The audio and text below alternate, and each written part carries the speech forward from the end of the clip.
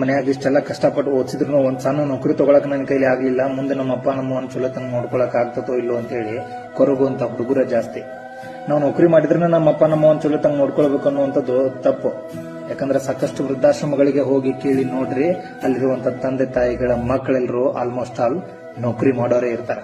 ನಮ್ಮ ತಂದೆ ತಾಯಿಗಳು ಖುಷಿಯಾಗಿರೋದು ನಾವು ತರೋ ಸಂಬಳದಿಂದಲ್ಲ, ನಾವು ಅವರಿಗೆ ಕೊಡುವಂತ ಪ್ರೀತಿಯಿಂದ ಅನ್ನೋದನ್ನ ಯಾವತ್ತೂ ಮರೆಯಕ್ ಹೋಗ್ಬೇಡ್ರಿ. ನಮ್ಮ ಅಪ್ಪ ನಮ್ಮವಾಗ ಬೆಳ್ಳಿ ಬಂಗಾರ ಹೊಸ ಹೊಸ ಬಟ್ಟೆ ತಂದು ಕೊಡ್ಲಿಕ್ಕಂದ್ರೂ ಪರವಾಗಿಲ್ಲ, ಬಿಸ್ಲಾಗ ಅವ್ರ ಕಾಲು ಸುಡ್ಲಾರ್ದಂಗ ಅವ್ರ ಕಾಲಿಗೆ ಚಪ್ಪಲಿ ಆಗುವಂತ ಯೋಗ್ಯತೆ ನಮಗ್ ಬಂದ್ರೆ ಸಾಕು, ಜೀವನ ಸಾರ್ಥಕ ಆಗ್ತದೆ. ನಾವು ತಗೊಳ್ಳುವಂತ ಲಕ್ಷ ಪೇಮೆಂಟ್ ಇಂದ ನಮ್ಮಪ್ಪ ನಮ್ಮವನ್ನ ದೂರ ಇಡಬೇಕಾಗುವಂತ ಪರಿಸ್ಥಿತಿ ಬರ್ತತಿ ಅಂತಂದ್ರೆ ಅಂತ ನೌಕರಿ ನಮ್ಗೆ ಬೇಕಾಗೇ ಇಲ್ಲ. ಕೂಲಿ ಕೆಲಸ ಮಾಡಿದ್ರು ಪರವಾಗಿಲ್ಲ, ಬರೋ ರೊಕ್ಕ ಕಮ್ಮಿ ಇದ್ರೂ ಪರವಾಗಿಲ್ಲ, ದಿನ ರಾತ್ರಿ ನಮ್ಮ ಅಪ್ಪ ನಮ್ಮವನ ಮುಖ ನೋಡಿ ಮಲ್ಕೊಂಡ್ರ ಸಾಕು. ನಮ್ ಜೀವನ ರೂಪ್ಸಕ್ ಹೋಗಿ ತಮ್ಮ ಜೀವನ ತೆಗೆದಿರ್ತಾರ, ಅವ್ರ ಋಣ ಅಂದ್ರೂ ತೀರ್ಸಕ್ಕಾಗಿಲ್ಲ. ಕೊನೆ ಪಕ್ಷ ಸಾಯೋವರೆಗೂ ಅವ್ರನ್ನ